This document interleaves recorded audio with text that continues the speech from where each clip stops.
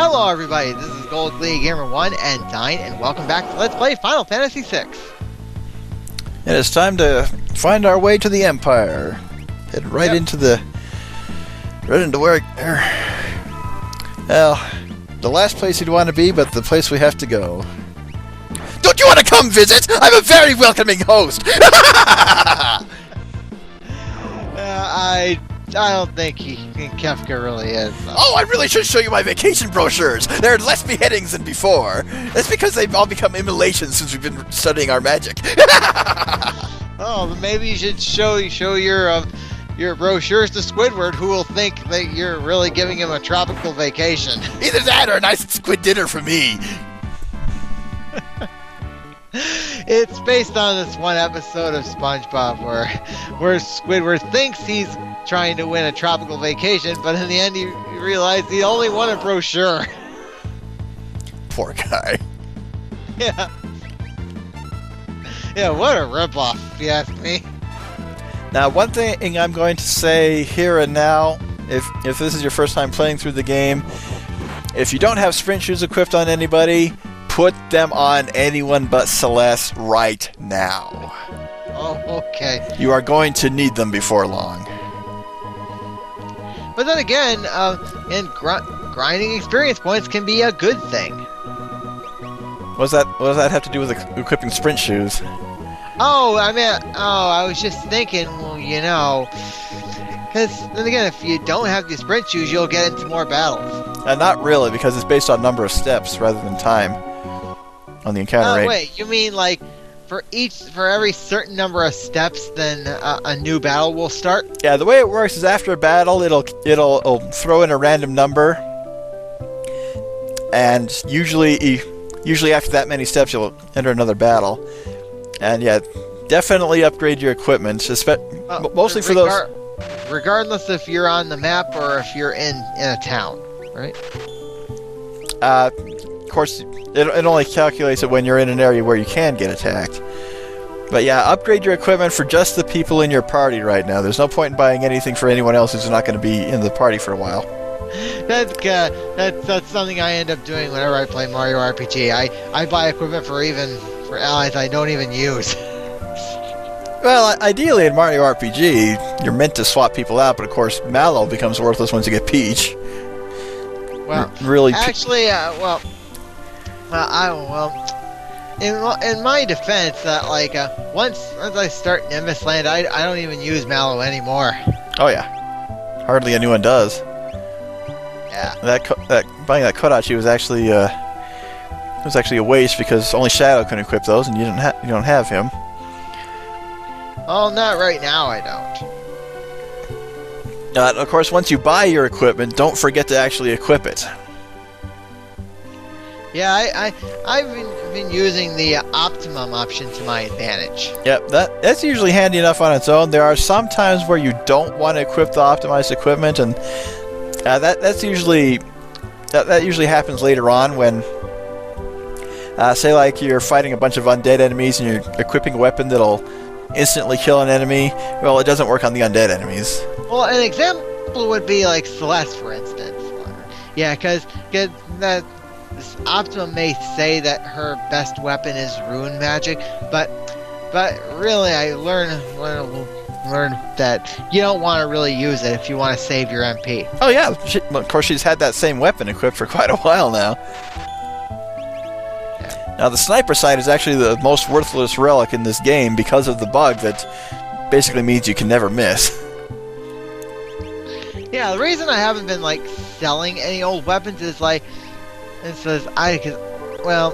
really don't want to do something that I'll regret.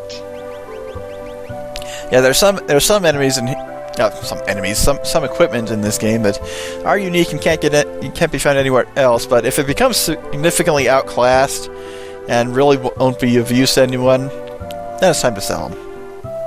Yeah, well, yeah, and what I mean when I say doing something I would regret would be what if I sell it and then realize I may need it later? Well, there are very few weapons that actually are like that. The only one I can think of in the first half of the game is the Atma weapon, which is found in a treasure chest in a later dungeon. But, plot point. Okay, and yeah, we're we got a letter. Let's see what it says. Oh, that person dropped it off. Everyone just calls him Impresario. I call him the Ricky Ricardo of Final Fantasy. The Ricky Ricardo. Does that mean there's a Lucille Ball of Final Fantasy? No, not quite. I just think of him going ay ay ay ay ay all the time. Oh, new character with a very awesome theme, by the way. A blackjack playing, world traveling, casino dwelling, free spirit, and the only Final Fantasy VI character that appeared in Kingdom Hearts.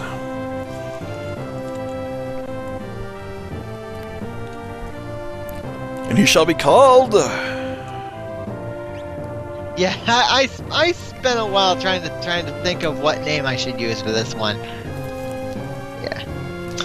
Yeah. Unlike Chrono Trigger, where I only rename at least 2 characters, I rename everybody here. Ryder? Red Brown? Dave Ryder?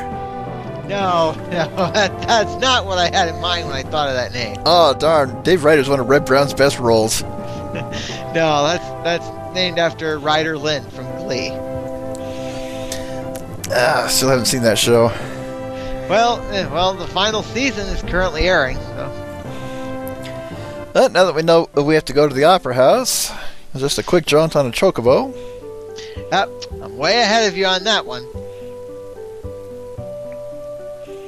Now, the Opera House is one of the most powerful moments in the game, especially if you do it without messing up, and it's actually hard to mess up. You kind of have to do it on purpose after the first couple times. Yeah, we're not going to walk. Let's go to the Chocobo stable. Yeah, why walk when we can ride a Chocobo? Oh, not enough money! Well, you have no choice but to walk now. Well, we'll see about that. Of course, by the time you get into a couple battles and... just lost all sense of direction here. Just keep walking back into town.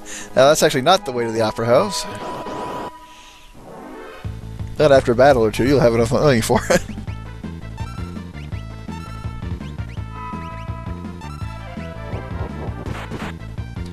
Confuse both of them. Yeah, if you want to take Gao with you to the Empire, it's definitely recommended that you get him some enemy abilities on the Veldt before the Battle of Narsh, because you won't be able to go back there for quite a while. Yep, you can afford it now.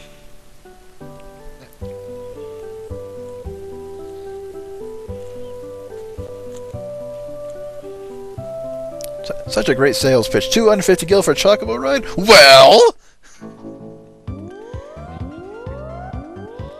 Yeah, how funny would it be if that was actually Kefka selling you a Chocobo ride? Oh, I would never sell Chocobo rides. They stink!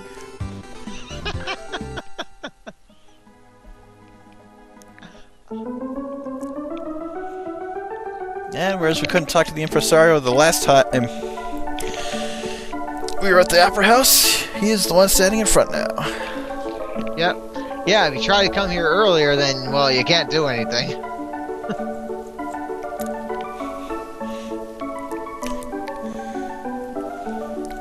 That's a pretty harsh line there, Celes. Yeah, well, she's trying to warn him. I love this plan. Yeah, they're using Celeste's bait.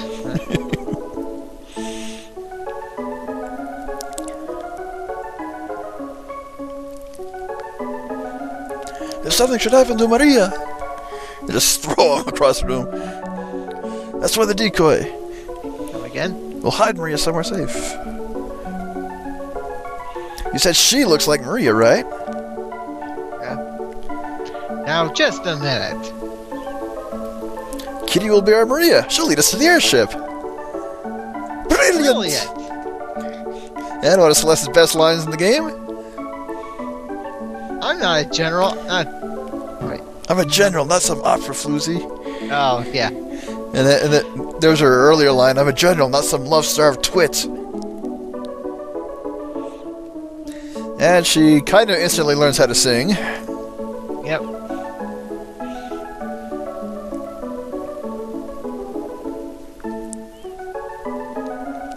Not bad. Now, who are you again, and why are you here? Yeah, didn't you burn in the Lete River? And they just completely ignore his letter. Really, what is your point of coming back here, Ultros? Yes. Yeah, we beat you fair and square in the river. That time for one of the most memorable and powerful moments in the entire game. Yep. I had a lot of fun with this on my LP because I replaced the game audio with a live-action rendition of this opera. Oh, wait. This is a real opera? Not a real opera per se, but at Final Fantasy concerts, they wrote a special version of this with real singers and done in both English and Japanese. But the translation used was actually the Game Boy Advance translation. So in my LP, what is actually sung doesn't match up with what's on screen, but that's okay. The West and East were waging war. Now, how did he get there? He's down the balcony with us. Draco, the West's great hero, thinks of his love, Maria.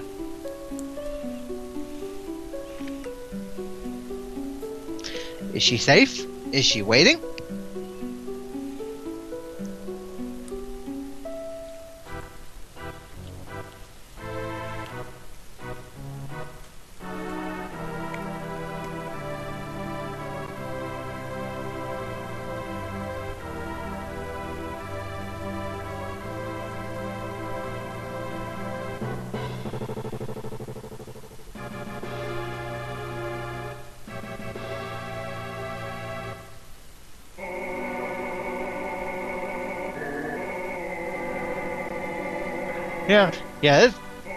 This would sound great if we had the game audio on, but since we're recording commentary, we have to leave it muted. But our audience will hear it when the video goes up. Yeah, that's why I'm not saying much right now. Yeah. And the Game Boy Advance translation actually does a better job of having the text match up with the melody.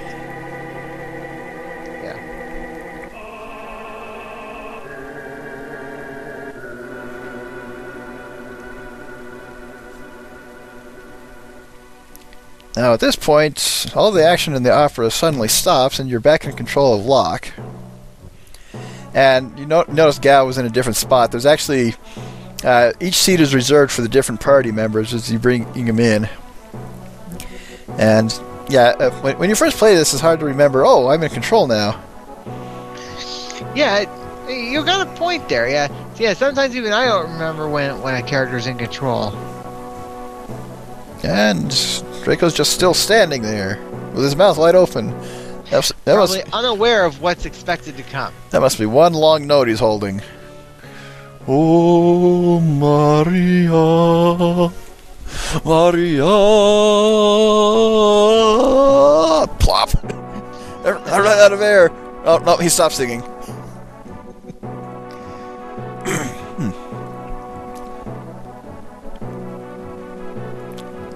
Now, if you talk to the impresario, Locke will say he's going to the dressing room, and the various party members have different things to say. Actually, if you talk to Sabin in here, he has no idea what an opera is all about. He's wondering why everyone is singing. And you can bring Shadow along, but he will ditch you at this point. He does not like operas. We don't even have Shadow. Yeah, but you can recruit him in Koholingen. I thought the Imperial camp was where we're supposed to do that. You can do it in more than one spot. He's an optional party member for several points before he becomes required later on, briefly.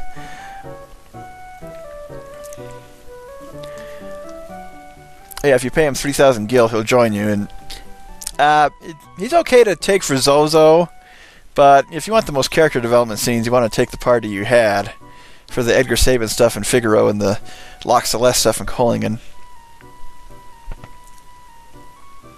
And you talk to Celes, and Locke likes what he sees. Yep. Is that you?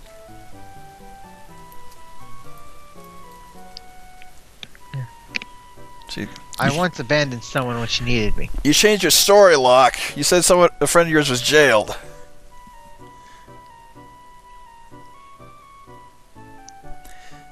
Yeah, I'm just going to change the subject. It's you. Yeah, she gets the idea.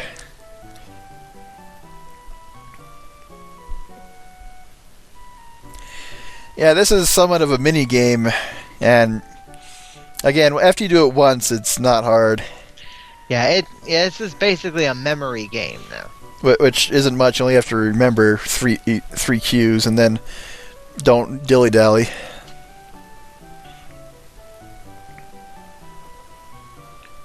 Yep.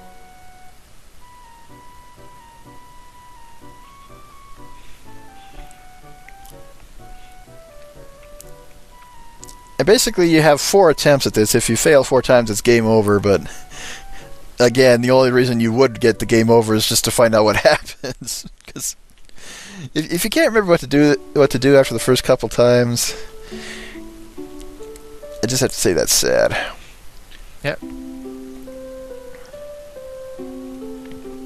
Prince Ralph of the East took her hand by force, but she never stopped yearning for Draco. Now, what kind of kingdom names are West and East? That's just boring. First question is an easy one. Yeah, and it never changes. It's always the first, second, first. Ah. And I actually love the little quote-unquote voice clips they use for the singing here. It's of course, if they'd made this game just even a few years later, they would have been able to have actual singers on here. But now they just have a failure here. Yeah. The viewers will be able to hear it when they watch this.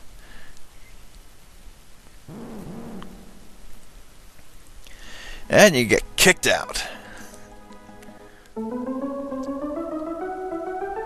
Let's give you 3 more chances.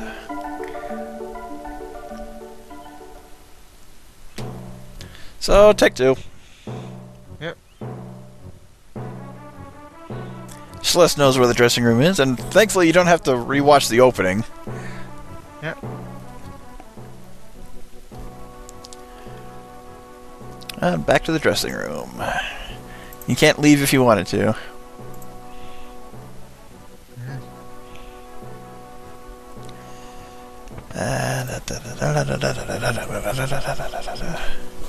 Oh, even Locke could read the score. Never knew that. Of course, you gotta go to it. Read it. I thought only Celeste could ever read the score.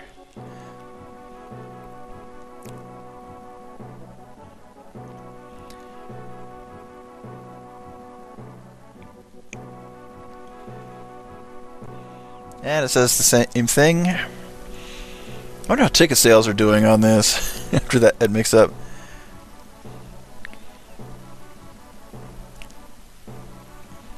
You already did, Locke. It says the same thing now as it did a moment ago. I just figured that reading the score is a requirement. It's not, actually. Ah. Just as long as you remember what to do. Yep, and you can just go out on stage at any time. Alright.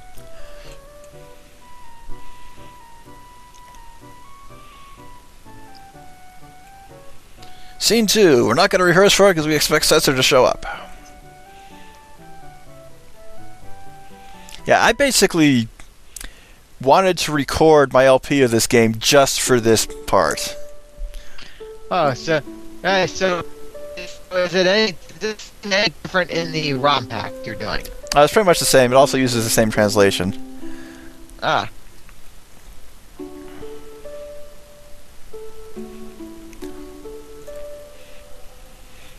Now, it's actually pretty funny if you get the line wrong on this first one. It's just basically, alas, Draco, you're out of here. Yeah, well, the first one's so easy. Yep. And again, just 1, 2, 1. Then you have to make sure you walk up the stairs and interact with what's going on up there. Because if the music stops and you're not on your mark, you fail. Once you get the second one going, the music swells up quite nicely.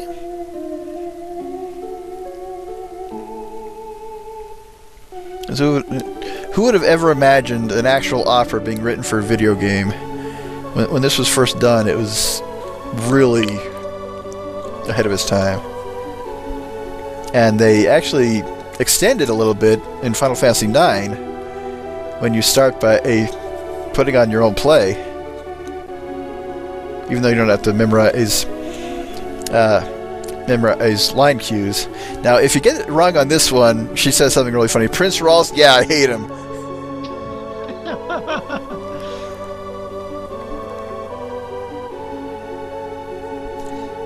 Now, this is also another instance where you're going to be in control, but it doesn't really tell you you're in control.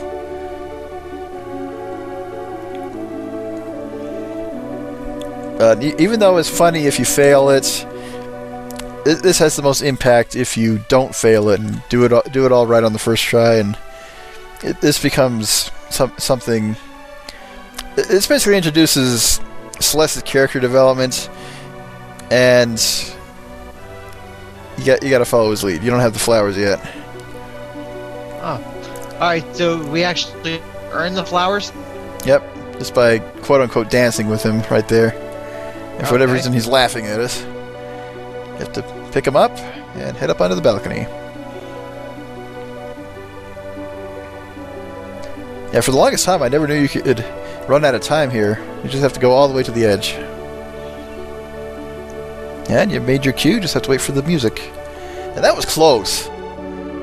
Nearly ran out of time there, probably by a couple seconds. It doesn't really show you the time limit on the screen here. Well, it's not on the screen, but it's in the music. You don't have. This is the minigame portion is over, and remember this theme. It basically becomes Celeste's theme for the rest of the game. And the songs she sings basically, again, it highlights her character development and kind of showcases the romance between her and Locke throughout the game.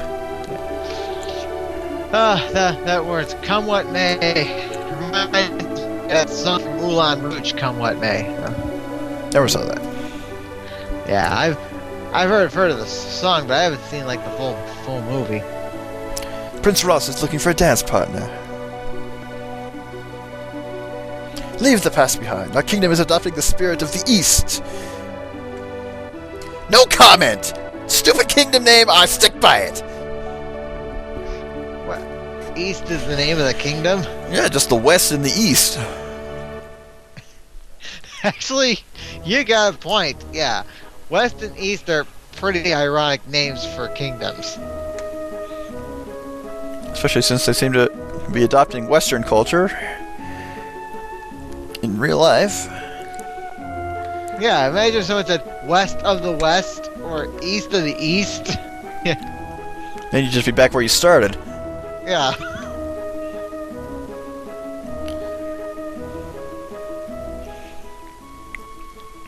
Yeah, that's done. You're back in control of Locke. And like I said, if you don't have sprint shoes equipped, equip them now. Another letter? I'm gonna jam up your opera. I'm gonna introduce heavy metal and ruin the music. So you have to talk to the impresario. Take the long way. Performance underway. I am a robot.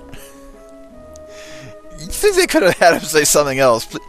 No admittance while the performance is underway or something like that.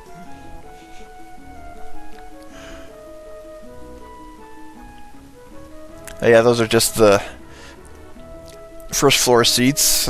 Actually, don't know the official name for that, but just go back to the balcony. First floor seats, aren't those the orchestra seats? Oh, probably. Yeah, once you talk to the impresario, it automatically advances.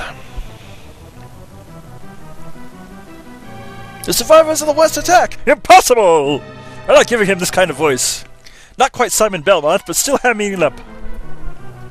Because Simon Belmont doesn't shout.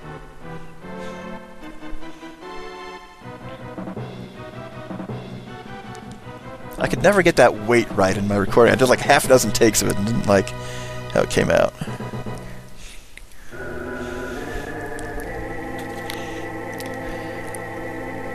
Yep. If ever want to start off a battle, just start singing.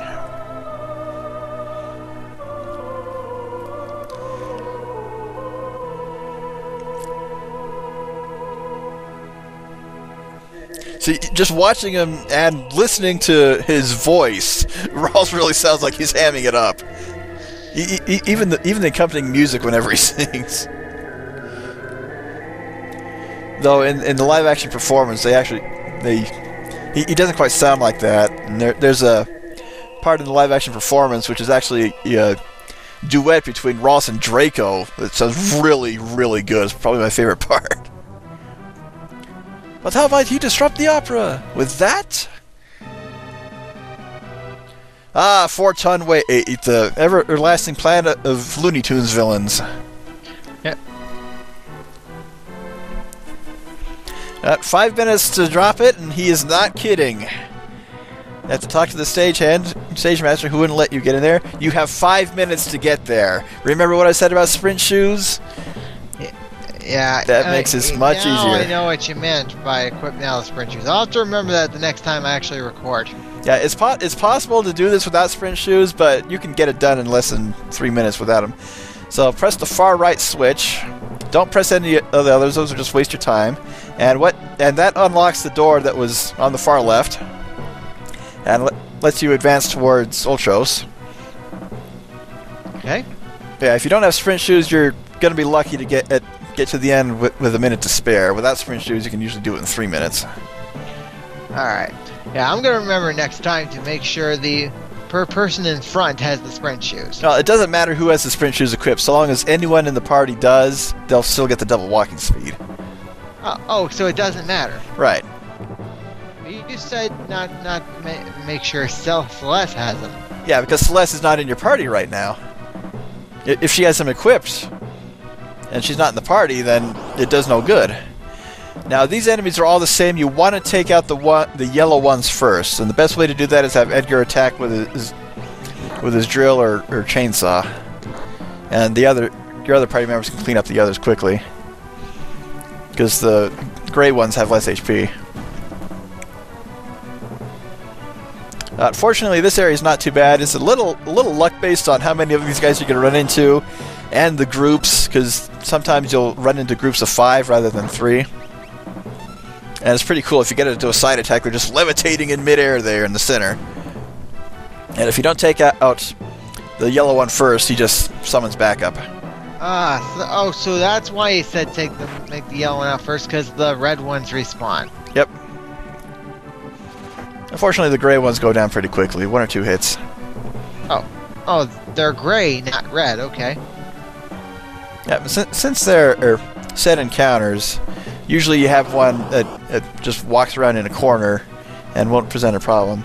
Okay, my guess is the yellow enemy is the vermin, and the gray ones are the sewer rats. Yep.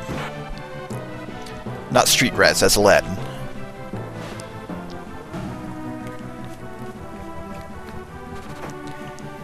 And they'll probably summon reinforcements unless the stone finishes them off. Thank you, Gal. It does. Oh, that other one caught up, but you got plenty of time. Only halfway down, 2 battles to go. Make sure you're healed before you talk to Ultros.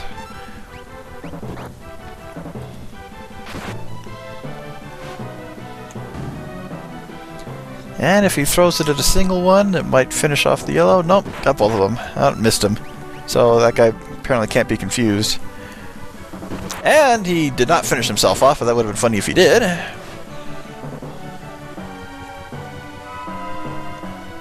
You're stoned, man. Or in the words of that song by Foreigner, you're as cold as ice. Dead cold.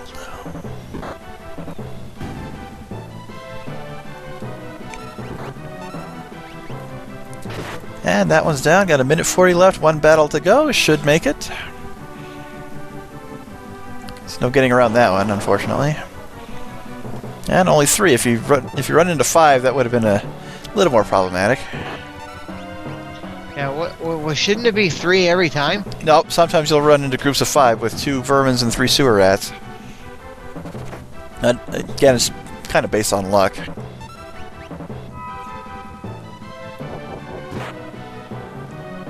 Ah, he's cast Bio on himself. Oh, it healed him. I thought it would, actually. 1 minute to go. You just have to walk a few steps and you're good to go. Yeah, this battle with Ultros can be annoying, especially if you really haven't been beefing up your characters. Because, again, it's based on a timer. And it's not an instant game over. He just seems to heal himself completely. But this is where the opera suddenly turns into a comedy. Yep. Disaster! If the 2 heroes are flattened, the opera's over! Then who'll win the girl? Well, Interesting question. Who will win the girl? First standing up, apparently. Even though Ultros technically is not down. Well, the other guys are already up. They didn't get flattened. Oh, I'm on! Neither Draco nor Ralts will save Kitty. I, Nate, the world's premier adventurer, will save her. Hey, what awful acting! Octopus royalty? What the? Octopus royalty, huh? And he never makes that claim again.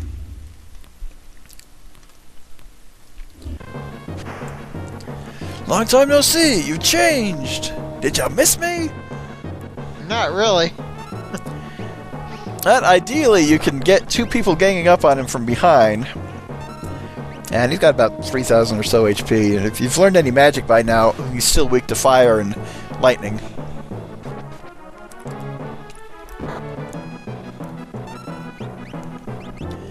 Yeah, hit him with your most powerful single attacks. Gau's rages. Oh, well, that was easy. Of course, the chainsaw helped. Exit, stage left.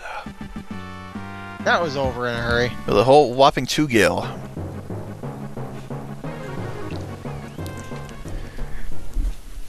Oh, right, the plan. Now, if you really want a challenge, you can do this whole thing with just Locke and Celes. All the others are optional. Actually, don't recommend it unless you really know the game. Every time I see Ryder on there, I just want to reference something from Space Mutiny. Huh. Where Red Bram plays David Ryder. Slab Bulkhead. Crunch Punch Beef. Slate Slab Rock. Crud Bone Meal. Various nicknames for him throughout the film. And my personal favorite Mystery Science 3000 episode.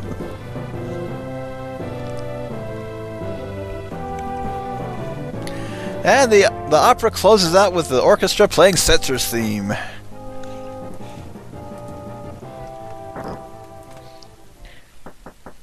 Which has nothing to do with the Brian Setzer Orchestra. Pretty much. And a little breaking the fourth wall so we can get the player. Yeah, we'll just climb up through the engine mechanics. It is not a Castlevania clock tower level, thankfully.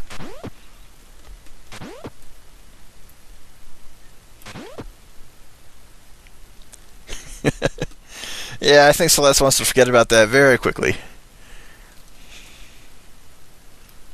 Ryder! It doesn't have to be this way!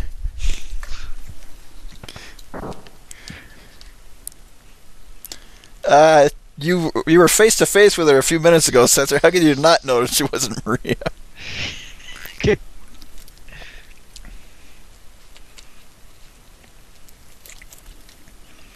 The finest vessel in the world. When in doubt, use flattery. And Gao has nothing to say. Oh, that's right. Daddy's king of Figaro. I tend to forget about that throughout the game.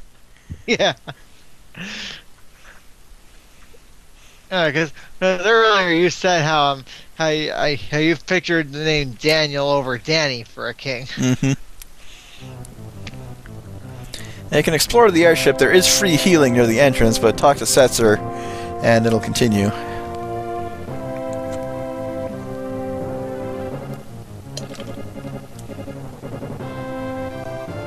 And it also imprisoned a friend of yours, Locke. I keep forgetting about that.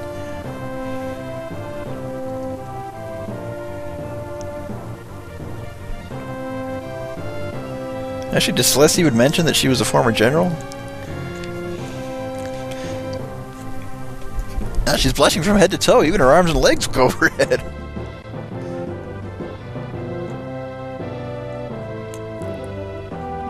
Now this is Setzer to a T. Just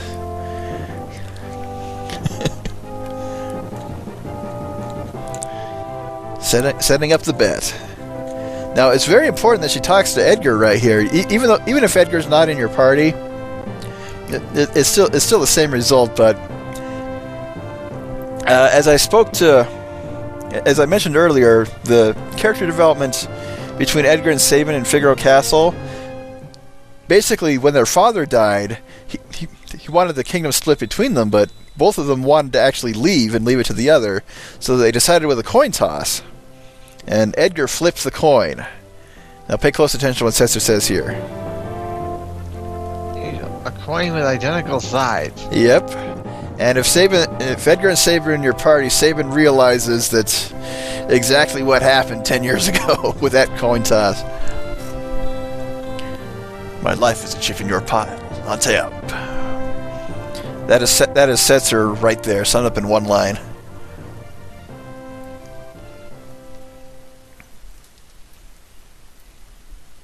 And he also quotes that in Kingdom Hearts 2 when you fight him. Too bad he acts completely out of character in it, though. Because he wants you to throw a match. No, he's a fair fighter. Or in case of emergency.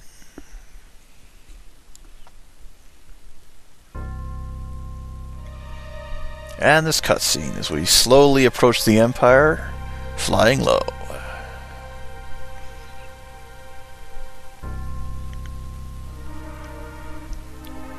Back in the old days, we didn't have 20-minute long cutscenes. We were happy with short ones like this, and we liked it. In fact, even back in the day, we thought this was too long. Okay.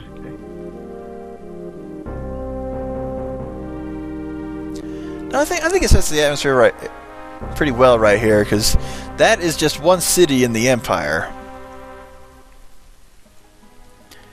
Once you touch down, you're set near the port town of Albrook. Not where you need to go, but a place where you can stock up if necessary. And we're at the end of the video. Yep, until next time, this is Gold League Gamer 1 and Dyne. Later, folks. Bye, guys.